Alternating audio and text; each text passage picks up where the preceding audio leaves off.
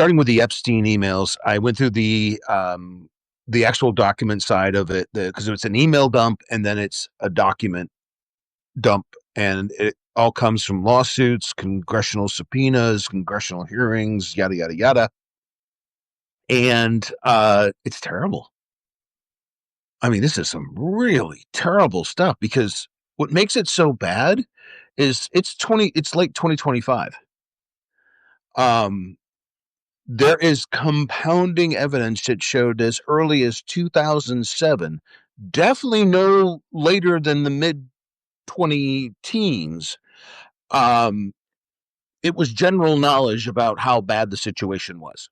And it points to at the very, very beginning of all of this in Palm Beach in 2007. Uh, this was no way a single incident, a single person situation. This was a major crime. Very early on in the investigation, they realized there was 30 to 40 victims. Okay. So why did the investigation stop where it did? Well, there's some theories on that.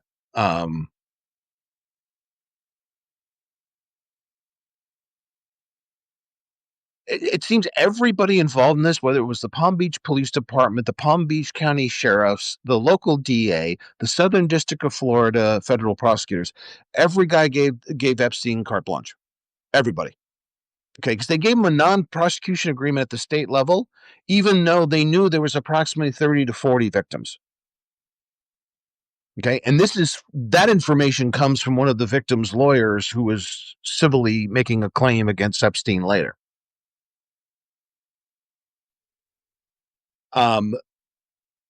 Epstein was never actually thrown in prison. He was basically given, again, anything he wanted at county jail. He had a private area. He was released 12 to 18 hours a day to go continue his business like nothing happened. People kept in contact with him, everybody from politicians, lawyers, bankers, celebrities, you name it. This is after he was serving time in county jail. But his county jail stay was ridiculous. You know, the sheriff seemed to turn it into a stay at the Hilton for him. Hilton and Trump are two peas in a pod.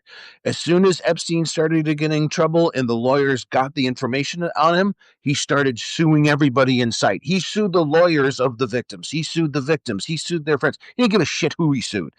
Epstein sued everybody and claimed every irrational Trumpian-like claim in the tort. Like the cases of him raping little girls, his tort claim was that was all fabricated. Does it seem fabricated at this juncture? No, it does not. That he accused the lawyers representing the victims that the lawyers were paying the victims to get a cash payout from Epstein because he was wealthy.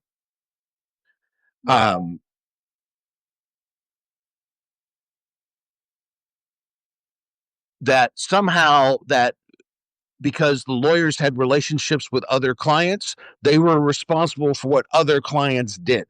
I mean, like the lawsuits that Epstein filed are crazy, and when you read through the documents, you just mind boggled. Like, no wonder Trump and Epstein were BFFs. They're identical. They're identical.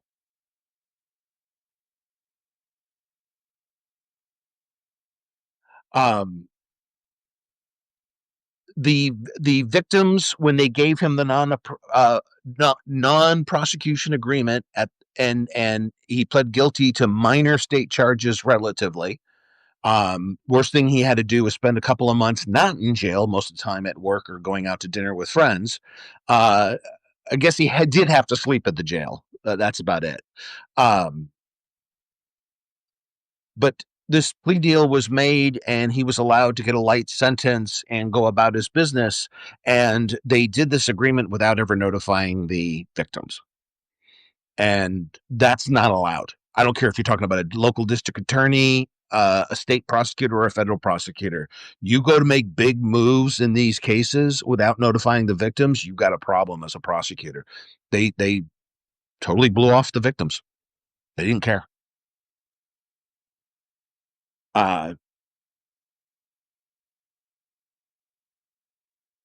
the interstate case and why the Fed should be involved is completely affirmed by this release. You had interstate travel. You had incidents occurring in multiple states. You had people in different states coordinating, sending money. And what was described by the FinCEN system, the anti-money laundering system, it looked like money laundering. So you had that. Uh,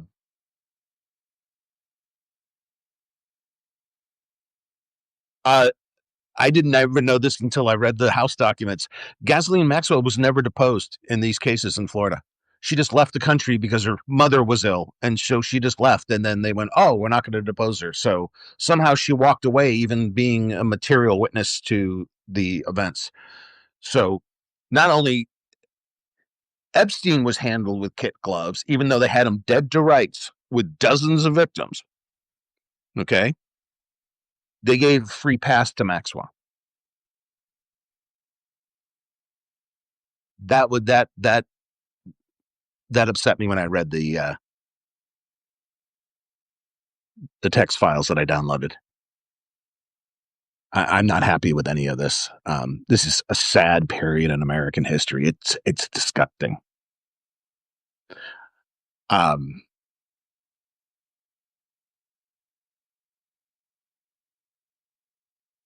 and Epstein never cooperated with anything. He didn't cooperate with the prosecutions. He didn't cooperate with the civil suits. Just like everybody in Trump land after all the election fraud and the forgeries and the uh, uh, pressuring to change ballot totals and all this other crap in multiple states. Um, Epstein, systematic obstruction, just like you saw with the Kraken lawyer, just like you saw with Giuliani. They wouldn't cooperate. They wouldn't offer the evidence ordered by the court. They just completely obstructed the process. So they are being told to do this. This is part of the cabal's strategy. Okay. The cabal is saying,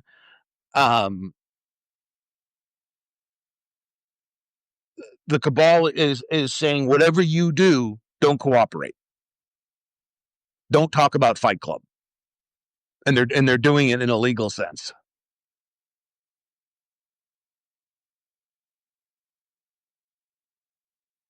Yeah, and reporters and this evidence clearly show that they intended to keep this non-prosecution agreement a secret. They were doing this under the covers. That just reeks of corruption right there. There's your major evidence that this is a very, very, very corrupt event. Epstein retaliated against the attorneys, their friends, anybody he could get to with a lawsuit. Just the same way Trump sues everybody in sight. Mr. 4,000 lawsuits over his lifetime. Um,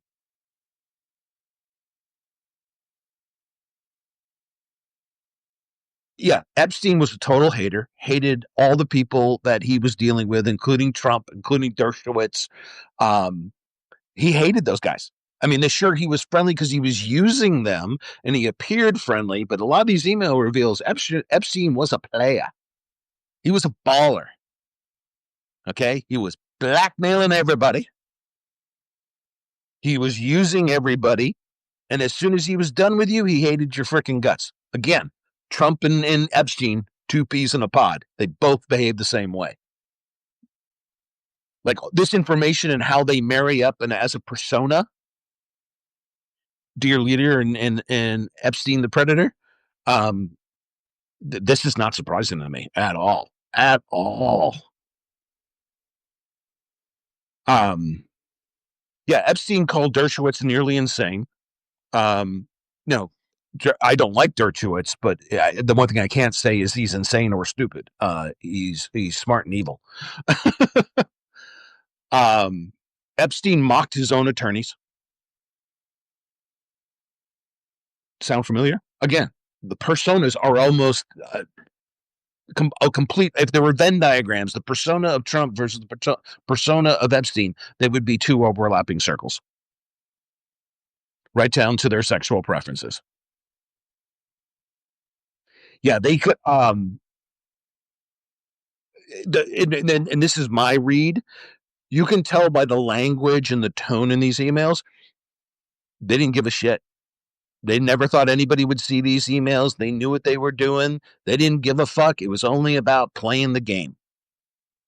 And if whoever's ass they tore through, whoever they backstabbed, man, they didn't give a shit. These are some ugly, evil, mean people. They hate themselves, they hate each other, and they hate everybody in America. And I've said that before. These guys are true haters, and these emails really break that down. Really brings it home. Um,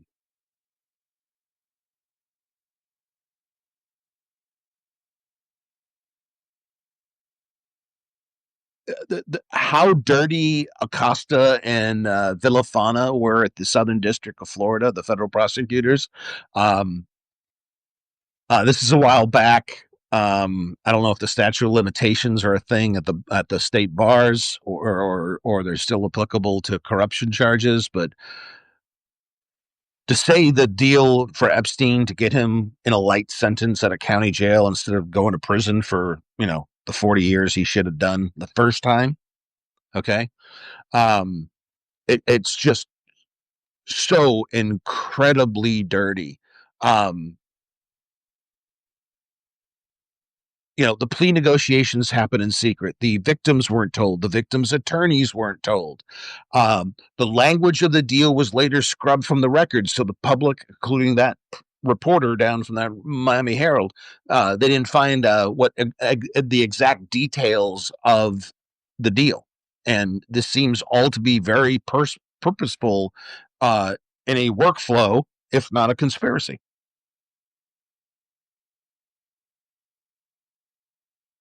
Everybody and their brother gave him special treatment. Everybody involved in Florida gave him special treatment. And that's just disheartening beyond all belief. You know, um, and of course, just like, Texas talked their way out of Uvalde. Oh, we'll just keep hiring consultants and lawyers till somebody calls the cops at Uvalde's heroes instead of fucking cowards. Florida did the same thing with the sheriff of Palm Beach. Okay. He basically isolated a private wing, meeting room and kitchen just for Epstein, and then let him go out to work for 12, 16, 18 hours a day, do anything he wanted.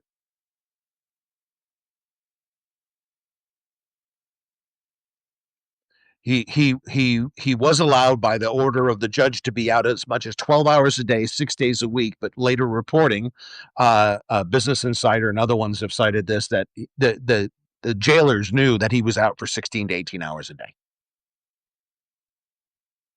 Went right back to business, and he had two off-duty Palm Beach sheriff's deputies guarding him, who he was paying directly.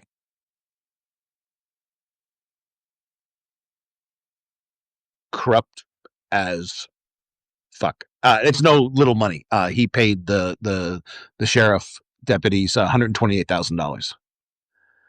So you have a wealthy sex offender who can buy his own guards, buy his own sentence, buy his own conditions of confinement and work release, and then basically do what he wants because everybody's on his payroll.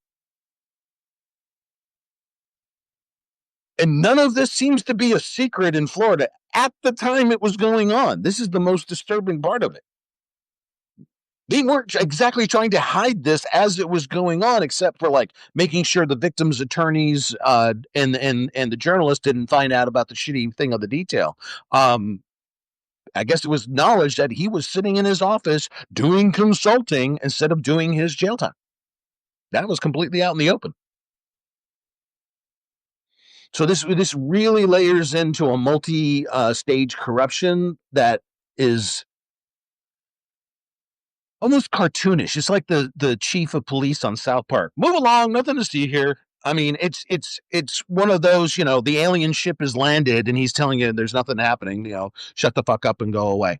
Um, I mean, this is a systematic cover up at every level of government in Florida, from the local municipality through the county and state, all the way up to the federal government. And this is all a guy they all knew was a blackmailer. Remember, we've been talking about that. Lutnick said that in a podcast. Okay. They knew he was a blackmailer. They knew he was a dirty financier. And and they knew he had problems with little girls. That didn't stop any of these people. I mean, like, the gangsterism of the situation is so mind boggling. And remember, I went after gangs in the 80s and the 90s. That was my job.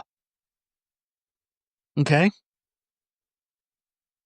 Crime doesn't surprise me usually. The depth of this shit, the depth of the corruption on top of the depth of the crime from the very beginning, that's what shocks me.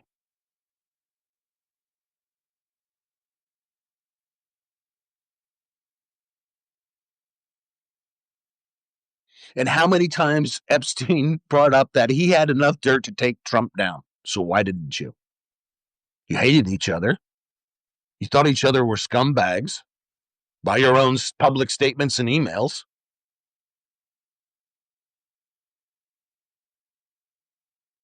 Oh, and I mean, when I say Epstein didn't cooperate with the lawsuits, I mean, he took the fifth about everything. He wouldn't answer questions about abuse, about discovery, about any deposition question, punitive damage topics. He wouldn't respond in the meetings.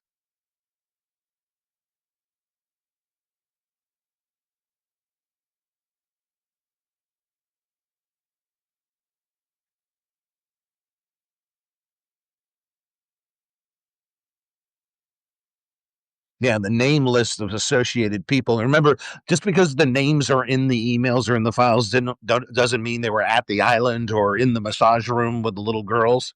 Um, but man, his circle of influence is scary, considering this guy was a blackmailing pedophile ringleader. And he had so many people on speed dial, so many people on a leash. This is terrifying. And not to mention that, yeah, this was a MLM. This was a multi-level marketing scheme, except the product was little girls to be raped. Speaking of little girls and sexual offenses, y'all see the news about Matt Gaetz? It's all back. Matt Gaetz, the good Christian, not.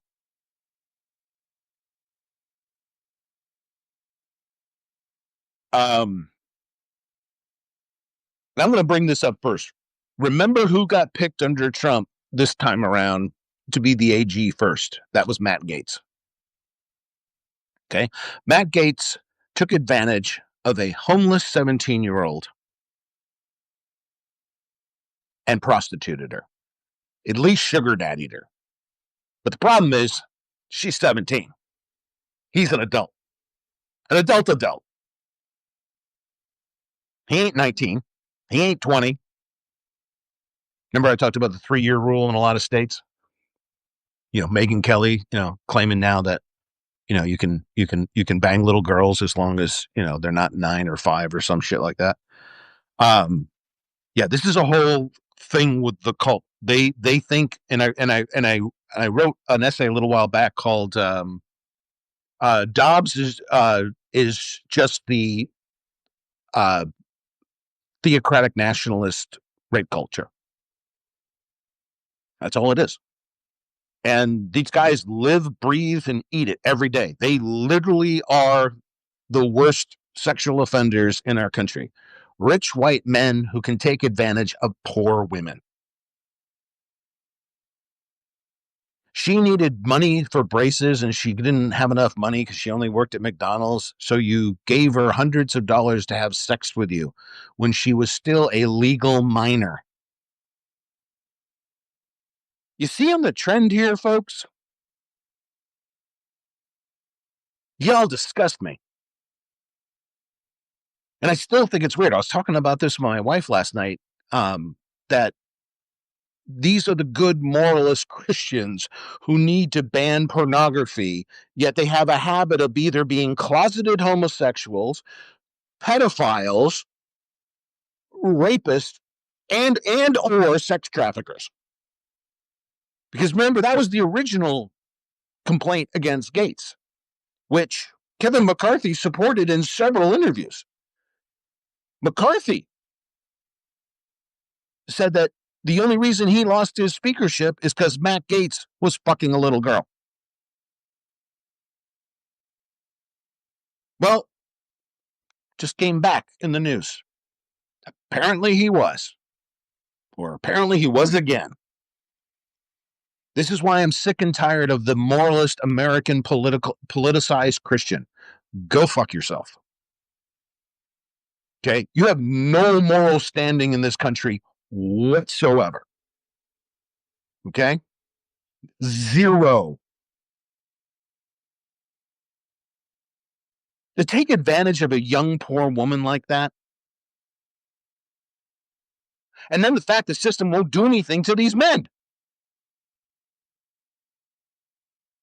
Okay, and I told you about the rape kits shit a year or more ago.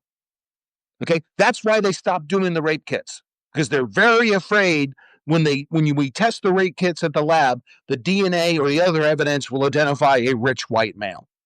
So let's not test the rape kits. We're on a third round of that now. We're going to test dime bags instead and throw every young black man caught with a little fucking rock or a little powder or meth. We're going to throw them in fucking jail for 3 years. But we're going to let the rapists walk the streets. Why? Because it's their favorite hobby. Baseball isn't the American pastime with these clowns. The Christian politicized nationalist freak show. Raping other human beings seems to be their favorite hobby. I mean, what's that site, Right Wing Watch or Reich Wing Watch, whatever they changed the name to? They just went through a hit list of like everybody arrested in the last month that has, a MAGA or Christian nationalist or, theocratic Christian background. And it's just a parade of suspects. And it's the same persona, the same profile over and over and over and over and over again. And some of the charges are just horrific. But they're the good Christians. They're the moralists that exist above the rest of us.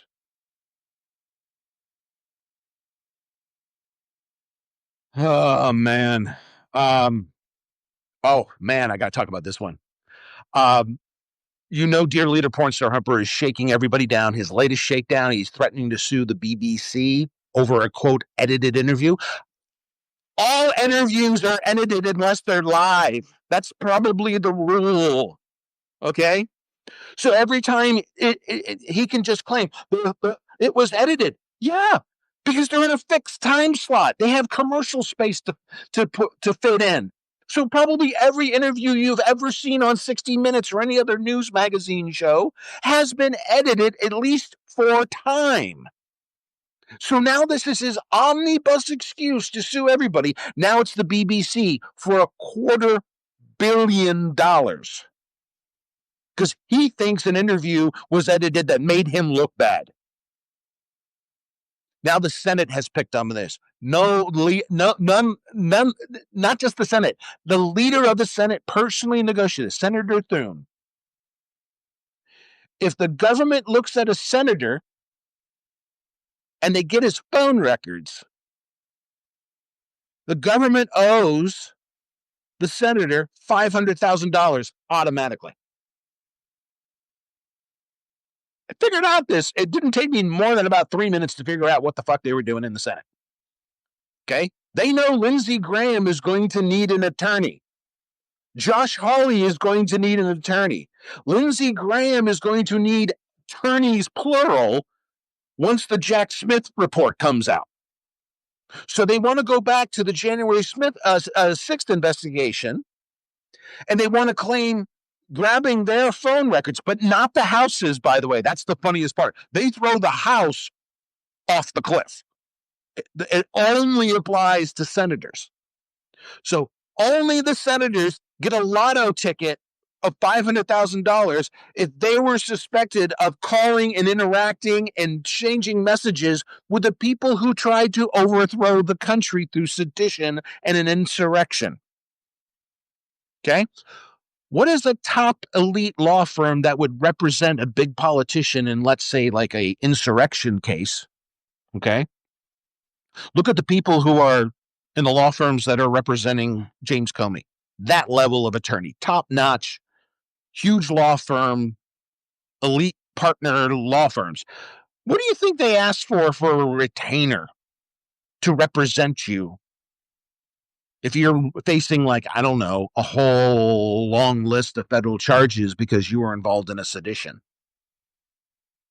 They're going to charge you about $500,000 up front.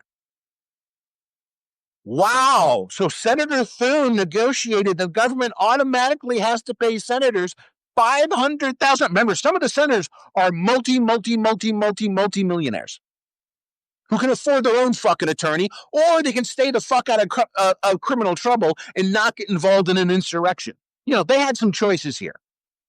But what this is a back door. So working class people, remember, they don't pay taxes anymore. The big, beautiful bill ensured that their taxes have been zeroed out. You're the taxpayer. So when senators get involved in organized criminal activity to defraud and possibly overthrow the United States government, their solution to that is you, the working class taxpayer, have to hand them $500,000 so they can go afford an elite attorney. That's what this is about. They want you, UPS driver, school teacher, computer engineer, dock worker, nurse. They want you to pay their legal bills for their involvement in crime. Because if they were involved in a crime or they had reasonable suspicion they were involved in a crime that justified a search warrant, guess what? You're part of the investigation. And we went to a judge. And the judge approved the warrant. There's nothing illegal about this. But if it happened, the fact that it just happened, your phone records were looked at. Lotto payment, $500,000. Why? So we, working class Joe and Jane, can pay Lindsey Graham's attorney's fees. See how bad you're getting shaken down here, America? Like, what is not computing how badly you're getting ripped off and how you're getting set up to fail? We have a pedo ring running the country. We have insurrectionists in the Senate who want us to pay for their criminal attorneys. What the fuck?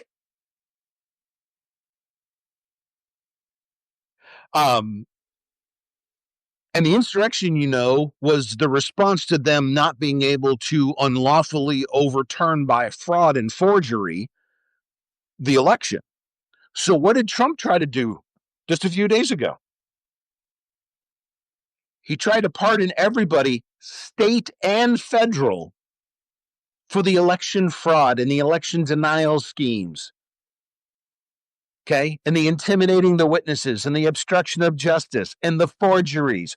Why did he suddenly come down and do this omnibus? Everybody on the planet, except the President of the United States, who I'll pardon later, everybody on the planet involved in all these states and all these topics are all 100% pardoned with absolutely no recourse. Everybody is pardoned. All charges, no matter where those charges emerged. Yes. And this is from the pardon attorney who's now on Blue Sky and Substack. She's a former pardon attorney. She was saying he did it. He just tried to exceed his power yet again. He's trying to pardon people for state crimes. Why did he try to pardon people for state crimes? The Nevada Supreme Court just come back and said, motherfucker, you all committed forgery. You just can't throw that shit out. You signed a false name and with a false intent on official documents under Nevada state law. That's forgery. Boom, back to court. Game on. Meanwhile, in Georgia, hey, we got a new prosecutor. Game on.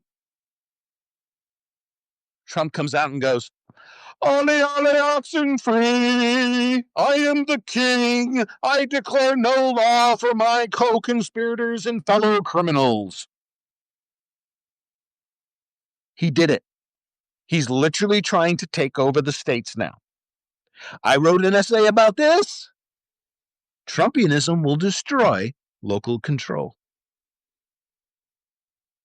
If he can start determining what the law is in Georgia or Nevada or Arizona or Massachusetts or any other state level or any other territory other than the federal city of Washington, D.C., because that is a federal city. It's a special thing. That's why it's not going to become a state. Guam may become a state. Puerto Rico may become a state. Federal city, probably not. But if he tries to interfere with anything outside the federal city, he has no authority to do so. But he just tried to create his own authority. That's a problem in America. That's a huge problem. Especially considered what his friends are accused of. Literally everything from false statements and forgery to raping little girls and raping adult women and committing a variety of other crimes. Oh, one of the insurrectionists, where was it, Ohio? Just after he was pardoned. And the insurrectionists that were pardoned are getting rearrested left and right. The guy in Ohio got out with a gun, tried to kill 2 Ohio deputies, except the Ohio deputy was a better shot. He 10x'd the suspect, dropped him. No harm to the deputies. Good job, deputies. Okay. So the crime wave is continuing. He is still trying to obstruct justice to this very day. And it's because Georgia ain't playing, even though it's a Republican state. Nevada ain't playing. It's kind of a reddish, dark purplish state. It's dominated mostly by, of course, Vegas, because it's the biggest city and the federal government owns most of the land in Nevada. I mean, like most of the land, like 80% of the land doesn't belong to the state of Nevada. So yeah, Nevada wants forgery charges re-adjudicated at the local district court, state court, and it's 5 years per count.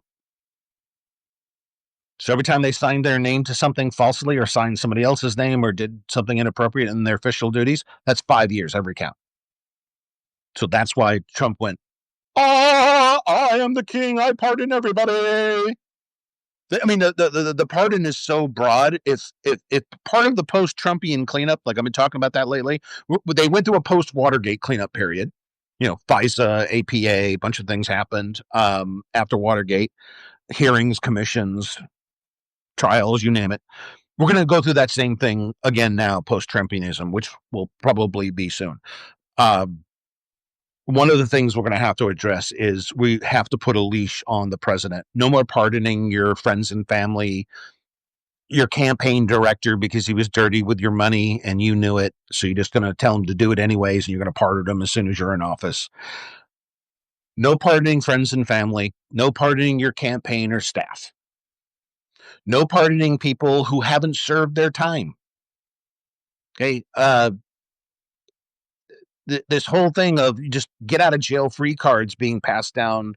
And it wasn't just Trump. I mean, look at Scooter Libby under W. Bush. The dude gets convicted an hour and 10 minutes later, full pardon. No, you can't pardon your own staff because again, he did the crime for you. You can't pardon him. If he's going to do the crime for you, then he's got to do the time. The old Beretta rule. Don't do the crime if you can't do the time. But keep an eye on this space because the pardons are not going to stop to help cover up the tracks. Okay. Or worse, because now I'm putting Epstein's murder back on the table. Um, so just keep track of how he's trying to cover up his tracks, whether it's the sexual abuse with with Epstein and girls, himself with women, his political corruption, his charity corruption, his everything. He is just going to keep throwing all this stuff down. One is distraction, two to cut himself off from future prosecution. Last things I told you I was going to go real quick tonight. Got to go do other things. I'm gonna make a recommendation tonight. I occasionally watch Ryan Macbeth here on Substack and YouTube. I usually watch him on YouTube. I have the subscribe there. He made an interesting video tonight, and go over to YouTube. It's not behind a paywall or anything. It's why the U.S. created a crisis in Venezuela. And he almost lost me like midway through, but he kind of redeemed himself at the end when he poured some whiskey and said, are we doing this invasion of Venezuela because we have to? No, because we want to. And that's only part of my problem. And like some of the flex that Ryan was bringing up, I don't necessarily agree with. Like invading Venezuela will show China or Russia were tough. Bullshit. It's a mismatched fight. Okay. And we're not doing it to show we're tough. We're doing it as a distraction to the current news. Because when you say this is about fentanyl and Venezuela doesn't make it, we got a first order problem here. Okay. Any pundit. I'm not just talking to Ryan. I'm talking to any pundit here. Okay. They're lying about the fentanyl coming out of Venezuela. That's the first problem. Number two, and I know Ryan was in Iraq, heavy anti-armor infantry guy. I no doubt he knows his infantry stuff. Okay, not spewing that for a second, but to anybody else, including Sergeant First Class Macbeth, retired, when you're talking about a drug war, you're in my fucking world now. Okay, you think you're going to stop fentanyl or cocaine by invading Venezuela? Anybody who thinks that, you're a fucking idiot. Okay, it's just not true. Not true. Okay, just like Venezuela is not making fentanyl. That Trump's claim is not true. I don't even think they're remotely following the rules of war, blowing up those fishing boats. You got a half excuse with the submarines, but also you could just net them, cable them, tow them back. I mean, you don't have to blow them up. Talked about that the other day. But yeah, you actually think that you're going to stop fentanyl or cocaine by invading a country? You are literally a fucking idiot. Especially when they don't make the drug there that you're complaining about. Because there's definitely not making fentanyl.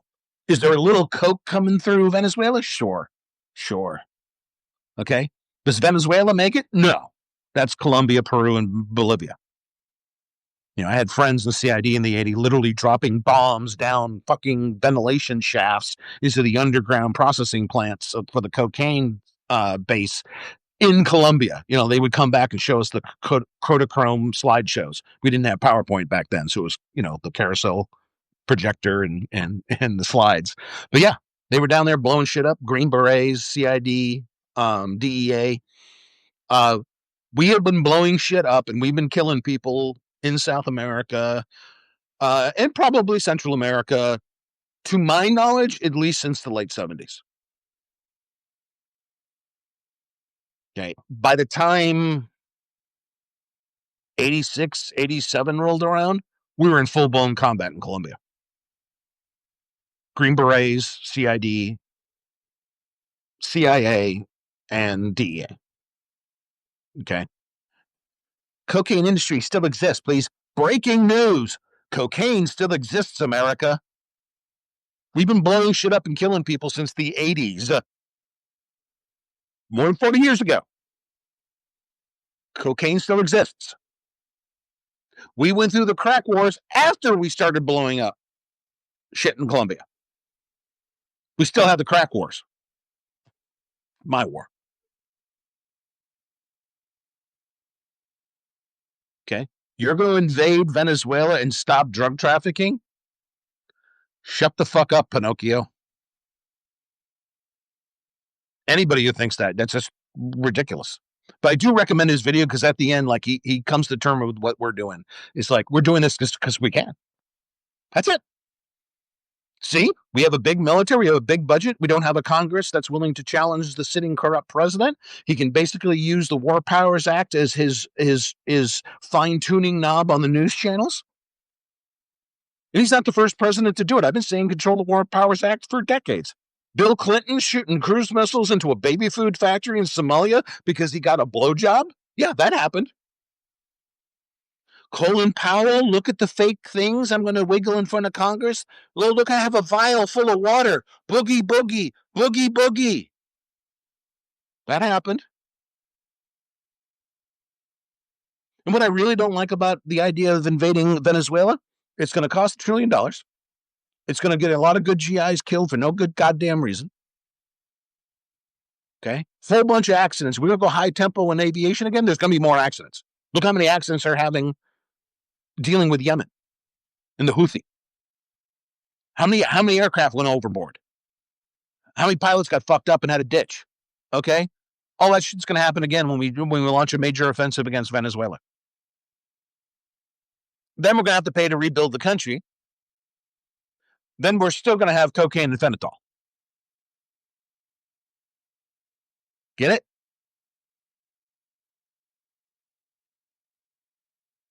This is the soft shoe supple on stage. Look at us. Pay attention to us. Look what we're doing. Don't look at the 20 to 30,000 documents that just dropped. Shows us the whole upper echelon of our fucking society sucks. Because you either were involved in raping little girls, you kind of knew what was going on, and a lot of you just absolutely did nothing, including people in power. People with money and wealth and control in our society continued to deal with these people after he was sentenced as a child sex predator. And he should have been identified as a trafficker the very first time. Like I said, 30 to 40 victims. Venezuela is shipping fentanyl. Boogie, boogie. See how easy it is?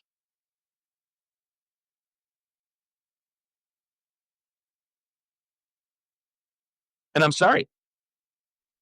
We'll take Venezuela and we'll kill their army. I agree with Big Beth on this point. We'll kill their army in a fucking week. They won't have any airplanes the first night. They will all be destroyed, 90% of them on the ground. They'll never hear the Tomahawks coming. It'll be too late. They'll never hear the B-52s take out the airports. Venezuela's army will be pushed aside quicker than the Iraqi army was. That's not the problem. The problem is you've got militias all over the country, and you're going to end up with an insurgency. And that's where we're going to see all the horror shows, see all the horrific injuries, and see all this waste of life and resources. And you're still going to have fentanyl. You're still going to have cocaine. Some families aren't going to have their family members because their GIs got killed in Venezuela or died in an aviation accident off the coast. But you're still going to have fentanyl. You're still going to have cocaine.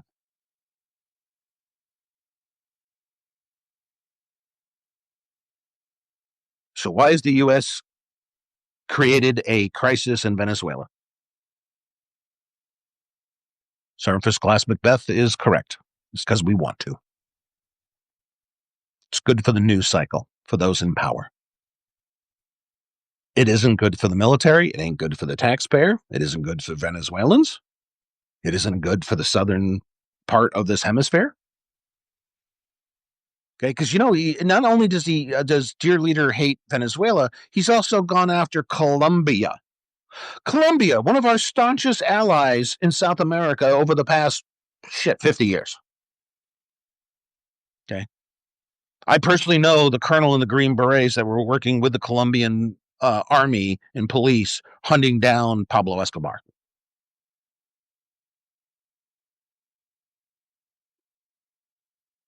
Okay. The Colombian police and the Colombian military and Colombian intelligence has been working with us for decades. Trump went apeshit on Colombia. Okay. So we keep saying we can't have all these drugs. Drugs are bad. Okay. You know how you fix drugs? Education and healthcare, especially mental health care. A war doesn't stop drugs. How do I know that? Because that started with Henry Anslinger a century ago. Every single drug we fought a war against is still here.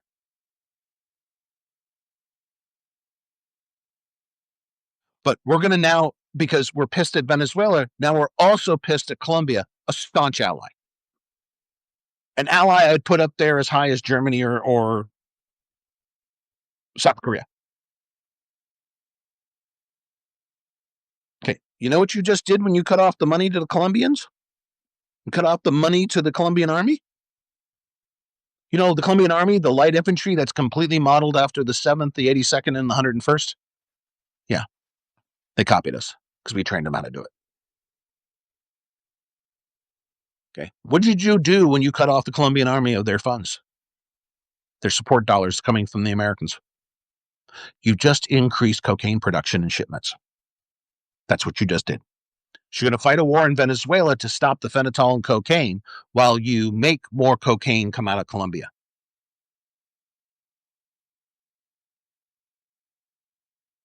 I'm really getting sick and tired of all this fake winning. Like every policy, he doesn't know what the fuck he is doing. Okay. All he knows is non-whites are involved and he hates non-whites. Let's do something stupid. And if one stupid thing doesn't cut it, let's do a second and a third stupid thing. So that's my recommendation today. Go watch that video on YouTube. I'll be back on this weekend. I got some stuff to do tonight. Just think about it. As I always say, we're in troubled waters here. There's no doubt about it. Like the stuff they're doing is so corrupt. The corruption is nothing new with this crowd. Like I said, we knew everything we needed to know about Epstein. Everything we needed to know 18 years ago. Complete breakdowns of everything he did was ending up in the newspapers by 2018. Yet, the whole political circle that's in charge now, they're still all good. And they're still defending Epstein. They're talking about a commutation for Maxwell now. Now that she's getting custom cooked meals delivered to her cell and a stress puppy at Club Fed. She's a child molester, child sex trafficker. She's not allowed to be in a minimum. She's supposed to be in medium at lowest level they're allowed to be in. Okay. And not to mention that Todd Blanche had all these documentations that I spent hours going through in the last couple of days. Todd Blanche and his team already had these documents. They know what Maxwell said in the emails. She said the opposite in the interviews to Blanche. He accepted it as fact. So literally up to this moment, they are still pro-Epstein, still pro-Maxwell. Why? Like I said, the persona Epstein and the persona Trump, same thing. Same scumbag. Same degenerate. Same crook. Okay? But hang tight. We can't give up. We can't stop reading. We can't stop paying attention. And we probably need another mass protest. I guess some people are talking about trying to get a boycott of Black Friday. I don't know how that's going to go, especially the way the money is spent on Black Friday. Most of the money is spent by the upper 2 quintiles, not the bottom 3. So if the top quintiles don't agree to do it, it doesn't really affect the corporations, and the numbers aren't that bad to embarrass anybody. So we'll figure something out. The good news was the elections. The good news is the prosecutions are coming back up for the election frauds in Georgia and Nevada. The good news is this document dump.